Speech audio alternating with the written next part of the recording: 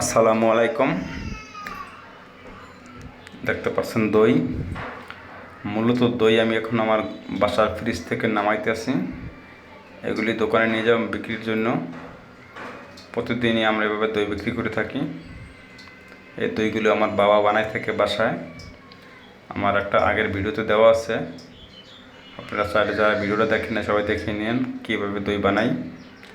এই দই ফ্রিজে রাখি, এখান থেকে নিয়ে দোকানে বিক্রি করি।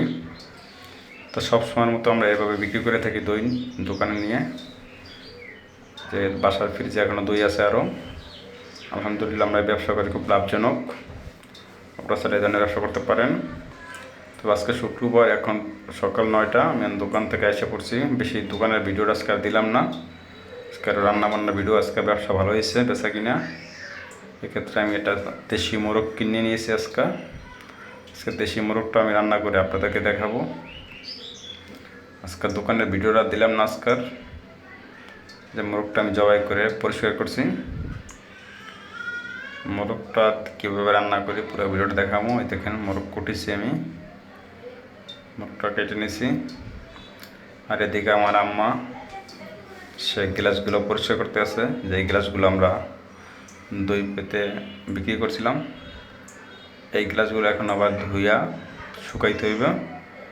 সেম গ্লাসেই আমরা আবার রাত্রে দই পাতবো। তাই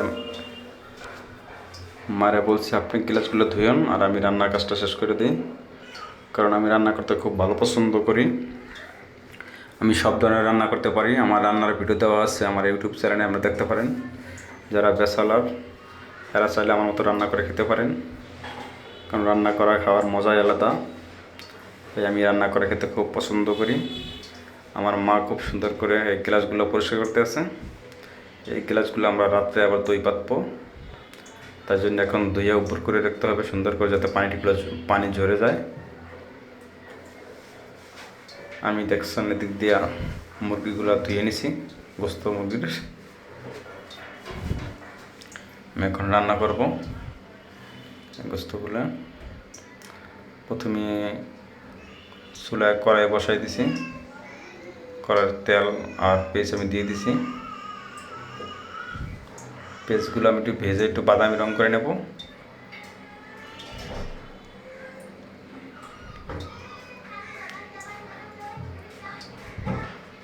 আমি সবসময় রান্না করতে পছন্দ করি। এক্ষেত্রে আজকে আমিও আম্মুকে বলছি আমি রান্না করব। আর আমার রান্না নাকি খুব ভালো হয়, সবাই বলে ঘরের যারা যারা খায়। আপনারা চাইলে এভাবে আমার মতো দেখে দেখে রান্না করে খেতে পারেন। এখন দিয়ে দিলাম আদা রসুন বাটা। দেখতে পাচ্ছেন আমি আদা রসুন বাটা দিয়ে লেড়ে ছেড়ে নিছি। যারা আমার চ্যানেলে নতুন তারা একটু লাইক কমেন্ট শেয়ার করে দেবেন, আর বেল আইকনটা বাজিয়ে দিবেন নতুন ভিডিও পাওয়ার জন্য।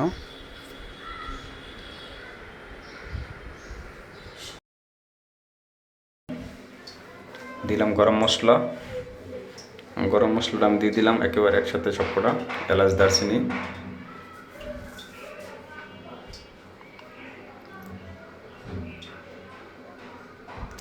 দিলাম পরিমাণ মতো লবণ, দিলাম হলুদ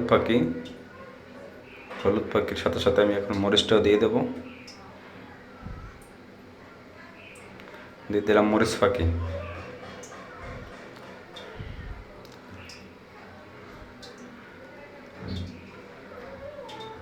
ঠিক এভাবেই আমি প্রতিদিন রান্না করি বাসায়। আপনারা চাইলে এভাবে রান্না করে খেতে পারেন।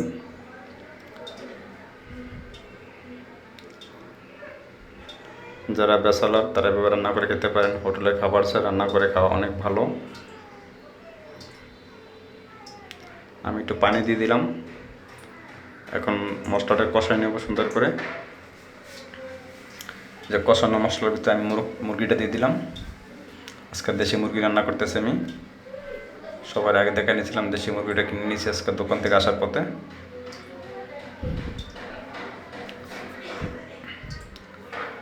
কষানো মশলার ভিতরে মুরগিটা দিয়ে পুরো সুন্দর করে নেড়ে ছেড়ে নেব।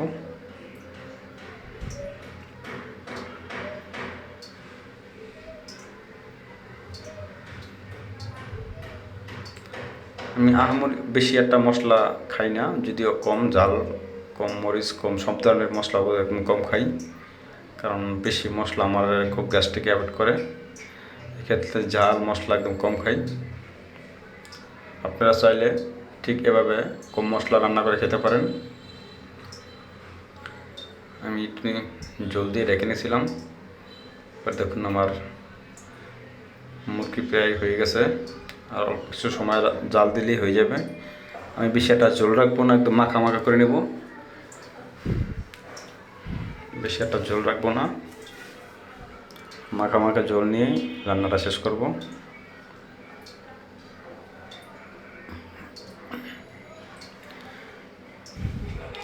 যারা রান্না করতে বেশি পছন্দ করেন তারা তো রান্না করে খান, আর যারা রান্না করতে জানেন না তারা আমার পুরো ভিডিওটা দেখে রান্না শিখে নিতে পারেন।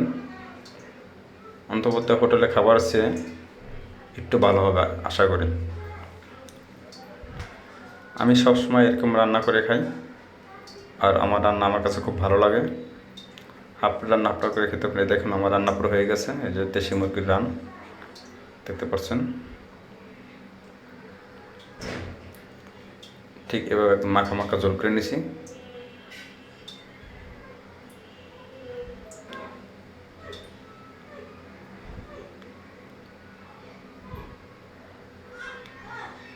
এই যে আমার সাইডে আমার আম্মু বসে আছে, তারাও ভাত খাবে, আমার খাওয়ার পর নাকি তারা খাবে, এই জন্য এরা আমার সাথে খাইতে বসে নাই। আমার মা বাবা সাইডেই আছে।